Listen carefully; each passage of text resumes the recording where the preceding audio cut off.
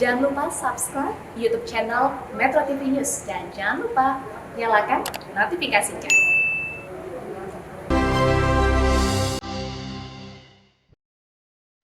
Dipersembahkan oleh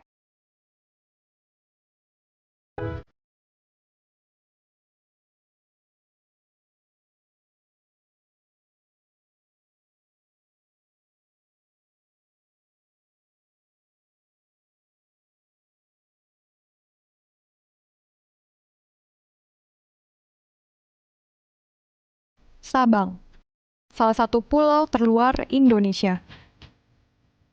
Terletak di persimpangan Samudra Indonesia dan Pasifik, arus barang, informasi, dan budaya yang masuk ke kota Sabang tak terbendung.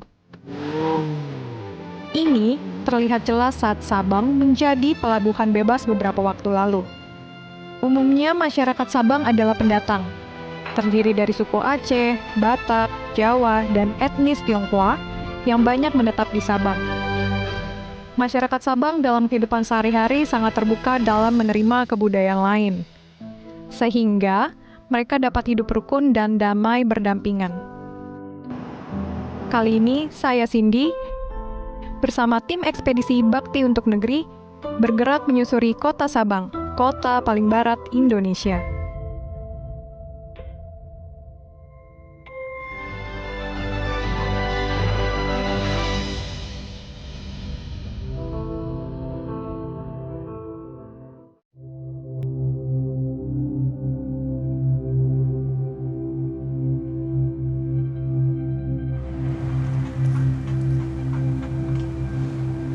Assalamualaikum. Dan ini kuliah. Ya. Nyomak kan rencana je nak jamil dari metro. Jadi nyomak dengan pre jamil dari metro. Ya. Kaile apa? Mak ajak apa? Okay. Assalamualaikum.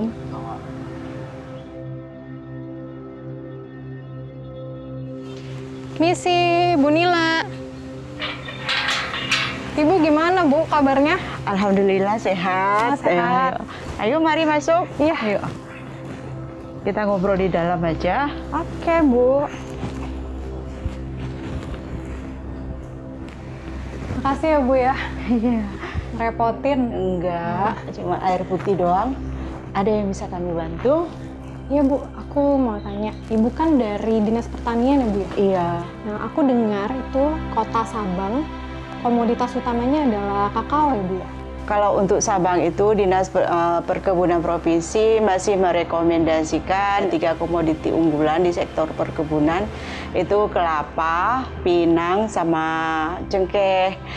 Cuman saat ini kami lebih menggiatkan petani kakao karena industri di hulunya itu di Sabang sudah siap. Bu, itu dari penanaman kakao sendiri dari sekolah lapang iklim ya, Bu ya? Saya dengar-dengar. Iya, BMKG itu ada bekerja sama dengan kami dalam hal perawatan tanaman kakao. Kebetulan hari ini kami juga ada sekolah lapang dengan BMKG, jadi ada kunjungannya ke lapangan juga. Di sana mungkin para penyuluh sedang di kebun sama petaninya. Nanti bisa ikut Ibu kita ke lahan petaninya. Kita naik motor. Kita berangkat sekarang. Oke. Yuk. Yuk.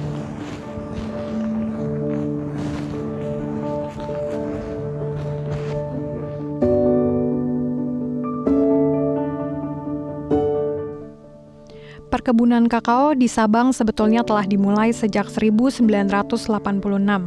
Namun, budidayanya terhambat karena sejumlah faktor, baik itu pengetahuan dan perawatan. Bersama Ibu Nila, saya diantar untuk bertemu penyuluh sekolah lapang iklim dan belajar bagaimana merawat tanaman kakao bersama petani. Oke, boleh. Assalamualaikum, Tengku. Tanya Najame dari Metro TV. Jadi ini sini mereka namanya Semapa. Semapa itu atraksi budaya Aceh untuk penyambutan tamu. Kalau bahasa Indonesia berbalas pantun. Berbalas pantun. Oh, saya boleh lihat kayak gimana berbalas pantunnya, Pak? Insya Allah bisa. Bisa ya? Assalamualaikum tengku di sini. Salam mbak kamu mempupun haba. Kamu mejak dari nanggro yang jauh melangkah kena hajat di kamu ni bak uranyo kunjung petani yang nak dipayah. Pemerintah Sabang itu kon ulun punya. Betul. Jika lah tago katanya kebetulan. Ya. Senang sekali dapat melihat seni tradisional Aceh yang masih lestari hingga hari ini. Momen ini harus saya abadikan dan unggah di sosial media. Ya, agar banyak orang tahu, Sumapa adalah tradisi berbalas pantun khas Aceh. Pamit dulu, Pak. Terima kasih banyak Tengku. Kamu lanjut rumah. Terima kasih Ayah. Terima kasih Tengku. Terima kasih. Ya.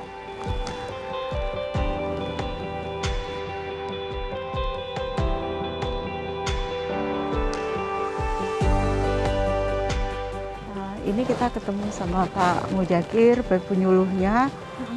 Jadi nanti langsung dengan Pak Mujakir aja. Terima kasih ya. Saya mau pamit sebentar ke kebun sebelah.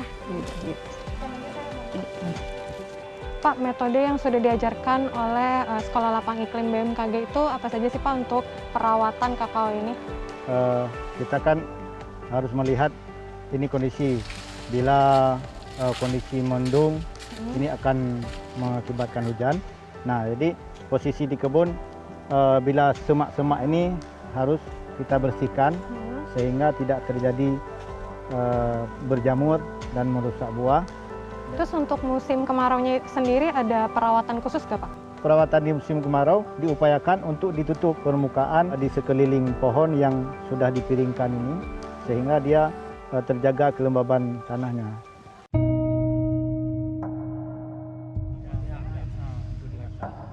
Setelah dapat penjelasan dari Pak Muzakir, saya ingin melihat bagaimana Simluh atau Sistem Informasi Manajemen Penyuluh ini bermanfaat dalam bidang pertanian, khususnya budidaya kakao. Dari ngirim data itu Simluh itu apa ya Bu ya? Oh, Simluh itu sistem informasi penyuluh. Jadi penyuluh itu mengumpulkan data petani binaan mereka masing-masing dan mengirimkan lewat sistem. Jadi sistem itu sudah terprogram langsung connect ke kementerian. Mereka mengirimnya di sana. Inovasi Simluh dengan menggunakan jaringan internet ini ternyata sangat membantu Dinas Pertanian dalam penyimpanan database petani dan memantau hasil perkebunan. Data kelompok tani di sini tertuang berapa jumlah kelompok tani. Kita di Sukakarya ada 32 kelompok tani. Selanjutnya, saya penasaran dengan Sekolah Lapang Iklim atau SLI yang digagas oleh BMKG.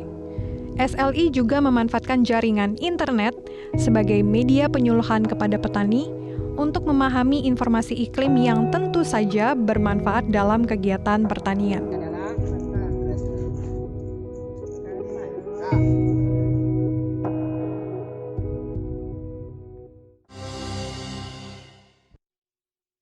Dipersembahkan oleh negeri ini jauh lebih luas dari apa yang pernah diceritakan orang.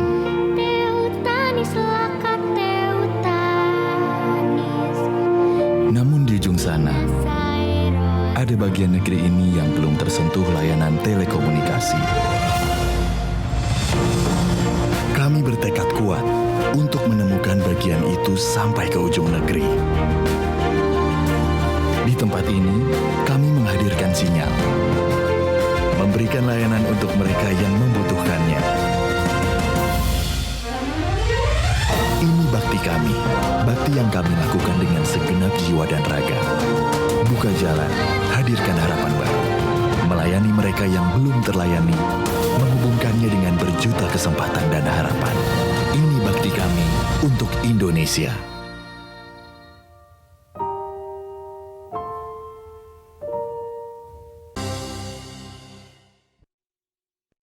dipersembahkan oleh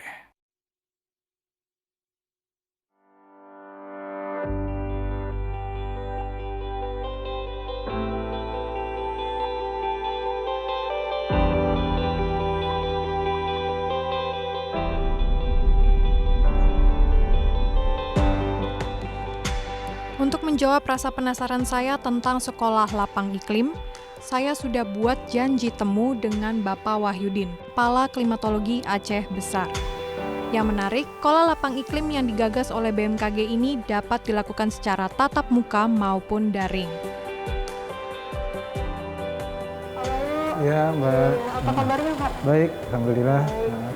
Tadi saya habis dari pertanian, perkebunan kakao, ketemu sama penyuluh dan para petani.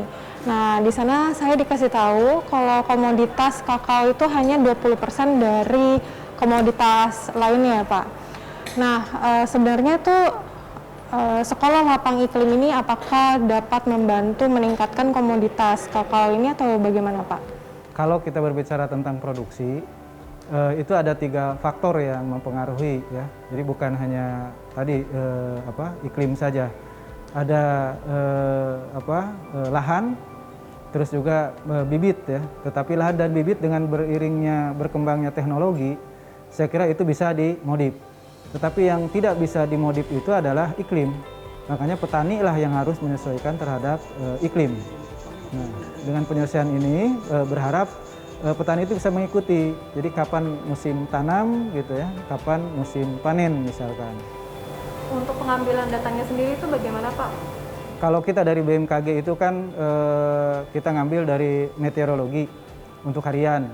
Nanti dari data itu, karena itu merupakan data yang masih susah dibaca oleh petani, makanya kita ingin dari bahasa teknis diubah menjadi bahasa praktis yang bisa dipahami oleh petani dengan bantuan para penyuluh. Terus untuk hasil pertaniannya sendiri, apakah dengan adanya pelatihan iklim dan cuaca ini dapat meningkatkan hasil pertaniannya itu, Pak, atau menjadi lebih baik atau bagaimana, Pak? Ya, kami sih berharap dengan adanya sekolah lapang iklim operasional ini ada peningkatan produksi coklat, kakao itu sendiri untuk petani. Minimal petani sudah mengetahui dulu kapan musim tanam, musim hujan atau musim kering ya. Nah, dari situ kan mereka sudah merencanakan. Katakanlah Januari Juni adalah musim kemarau, Juli Desember musim penghujan. Mereka sudah dapat perencanaan. Nah, untuk keperluan harian itu menggunakan, sekarang mungkin petani sudah terbiasa dengan menggunakan handphone ya. Bisa melihat perakiraan yang dilakukan oleh BMKG ya. Banyak sekali ya, mungkin alamat-alamat BMKG yang bisa diakses untuk mendapatkan info cuaca. Lalu untuk pembelajaran sekolah lapang iklim sendiri itu tatap muka atau by daring, Pak? Kami ada 2 metode yang kami lakukan ya. Sekarang karena kondisinya sedang pandemi COVID juga, kita mengikuti prosedur yang ada ya. Artinya ada materi yang dengan daring ya. Terus juga ada yang tatap muka, tapi tatap muka pun kita batasi ya dengan protokol. Untuk melihat proses pendataan cuacanya itu ada di meteorologi ya, Pak ya? Betul ya. Jadi kebetulan Mbak Cindy kan sekarang lagi di Sabang. Nah, bisa nanti Mbak Cindy menghubungi kawan-kawan kita di stasiun meteorologi Cotbau Sabang. Perbincangan dengan Bapak Wahyudi membawa saya melihat proses kerja BMKG Sabang. Bagaimana data cuaca yang mereka input setiap hari bisa digunakan untuk memprediksi iklim. Pak Muan, Iya. tadi kan saya habis ketemu sama Pak Wahyu, Iya. terus diarahkan ke ruangan ini. Nah, ini ruangan apa ya, Pak ya? Mbak Cindy, ini ruangan kerja Stasiun Meteorologi Sabang. Dalam ruangan ini itu terdapat beberapa sensor, diantaranya itu AWS, terus AWOS, dan ada bantuan DVB. Dari sensor-sensor tadi, maka dia akan dilakukan penginputan. Data-data tadi dimasukkan ke dalam form ME45. Nah, ini sudah ada petugasnya. Setiap jam ini datanya ini dicatat. Setiap 3 jam data ini dikirim, dan dikirim.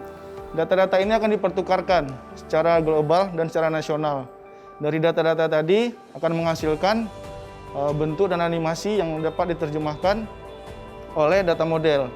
Nah, ini bentuk-bentuk ini seorang perakirawan dapat menentukan apakah cuaca dalam 1 hari ke depan seperti apa, 3 hari ke depan seperti apa, dan dalam seminggu ke depan cuaca di daerah yang menjadi wilayah kerjanya seperti apa. Agar masyarakat bisa melihat data cuaca ini dari mana, Pak? Sebelumnya Stasiun Meteorologi Sabang itu punya website, Mbak. Jadi banyak masyarakat itu untuk mengakses itu kan memerlukan waktu.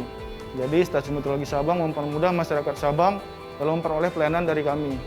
Maka kami berinisiatif membuat suatu grup melalui media sosial WhatsApp dan Telegram. Jadi masyarakat tidak perlu mengakses lagi website tersebut. Semua dalam grup itu sudah mencakup seluruh instansi dan petani, nelayan, semuanya yang berkaitan dan perlu informasi tentang cuaca, kami tambahkan ke dalam grup itu. Senang sekali saya mendapat banyak ilmu mengenai sekolah lapang iklim yang sangat bermanfaat untuk kegiatan pertanian. Di tengah kondisi pandemi, keterbatasan bertatap muka dapat diatasi dengan program daring menggunakan jaringan internet. Jadi, informasi cuaca dan pengetahuan perawatan tanaman, khususnya kakao, dapat dengan mudah sampai ke petani. Selanjutnya, saya akan menemui pemuda kreatif Sabang yang mengolah kakao menjadi coklat oleh-oleh khas Sabang.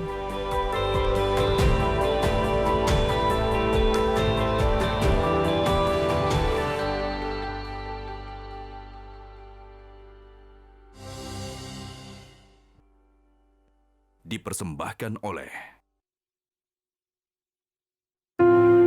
Negeri ini jauh lebih luas dari apa yang pernah diceritakan orang.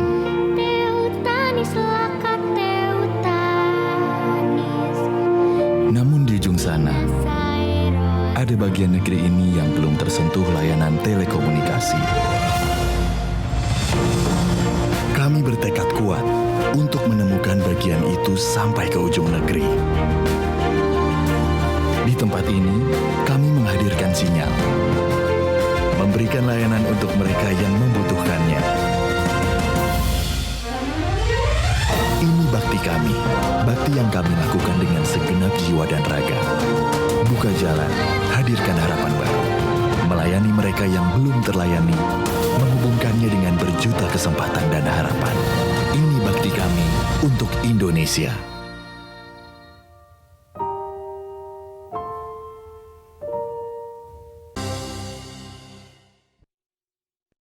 dipersembahkan oleh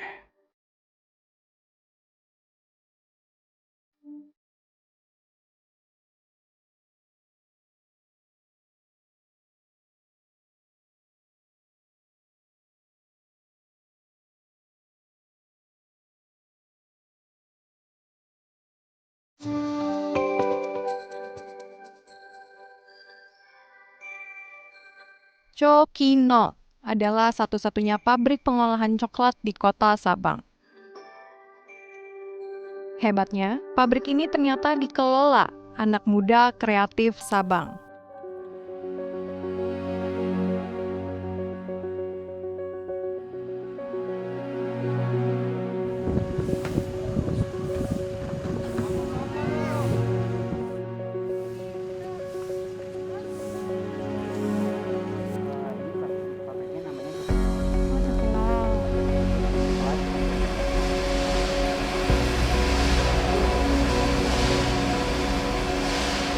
Prosesnya ini seperti apa? Sangrai, dia modelnya gongseng dengan suhunya sekitar 100 derajat, lamanya itu kurang lebih 40 menit. 40 menit. Yang disangrai ada di dalam sini atau? Sangrai di dalam. Oh, di dalam. Kalau di luar ini hanya untuk pendinginan. Jadi suhu yang di dalam kan tinggi, cepat dia kering, uapan panas itu dibantu dengan pendingin ini. Untuk bahan bakunya, bijinya itu kita memang masih dari Aceh, tapi untuk Sabang sendiri, untuk petani kita belum melakukan tahap fermentasi, Mbak. Jadi kita masih impor dari Aceh, salah satunya Gayo. Kenapa petani-petani di Sabang itu masih enggan gitu untuk menjual yang fermentasi? Kebiasaannya yang di sini, petani kita itu kan memerlukan uang cepat ya. Jadi setelah dibelah dari kulit coklatnya langsung dijemur gitu. Seharusnya kan melalui tahap fermentasi dulu 3-4 hari gitu Mbak. Sebenarnya kalau sudah difermentasi itu harganya lebih tinggi. Tapi karena petani kita memerlukan uang cepat, jadi mereka menjual terus gitu, nggak melalui tahap fermentasi.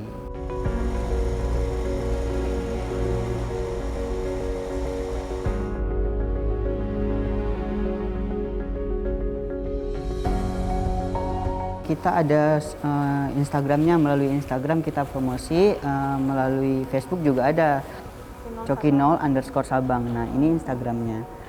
Nah ini produk kita kemarin yang kita pasarkan di kafe. Ini yang powder.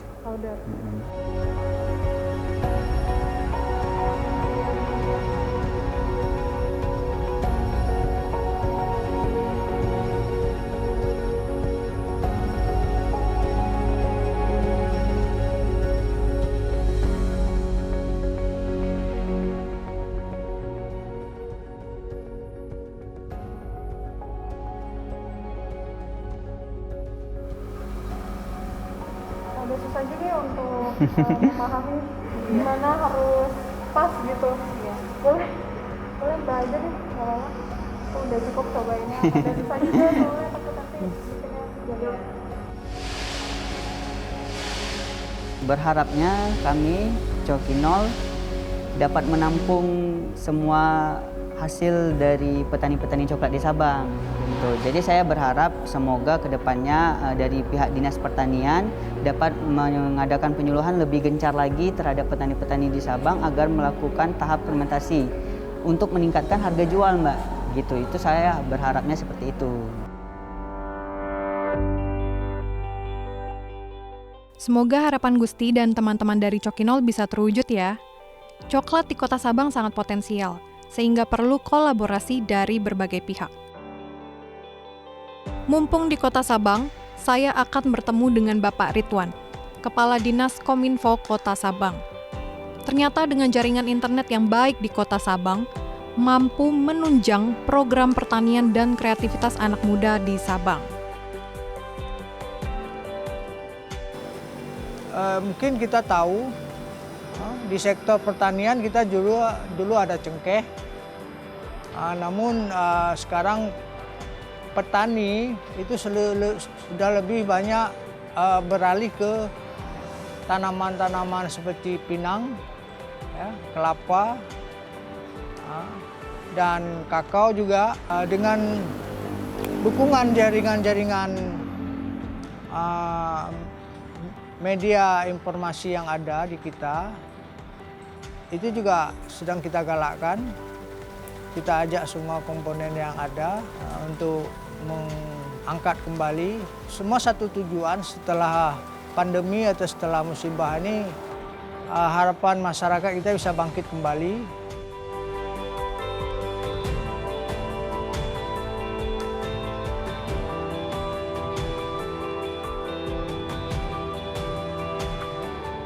Bakti untuk Negeri Ekspedisi Sabang kali ini membuka pikiran saya, bahwa teknologi dan informasi sangat penting di semua sektor, termasuk pertanian. Melihat upaya yang dilakukan tim penyuluh menyebarkan informasi dan pengetahuan perawatan tanaman kakao, bagaimana sistem terpadu digital bisa menghimpun dan memantau hasil pertanian, serta kolaborasi yang apik dari BMKG, yang manfaatnya tentu akan besar dirasakan oleh para petani. Tidak berhenti di situ, inovasi pertanian ini memancing kreativitas kaum milenial, seperti Gusti, untuk melihat potensi yang dimiliki Sabang. Berbekal pengetahuan, inovasi, dan teknologi, Cokinol hadir. Bukan tidak mungkin, inovasi pertanian ini akan meningkatkan hasil pertanian secara perlahan dan mampu memenuhi kebutuhan pangan di Kota Sabang dan lingkup nasional. Saya percaya dan kita percaya Sabang, kota paling barat sekaligus terluar Indonesia, memiliki kesempatan yang sama berkontribusi untuk bangsa.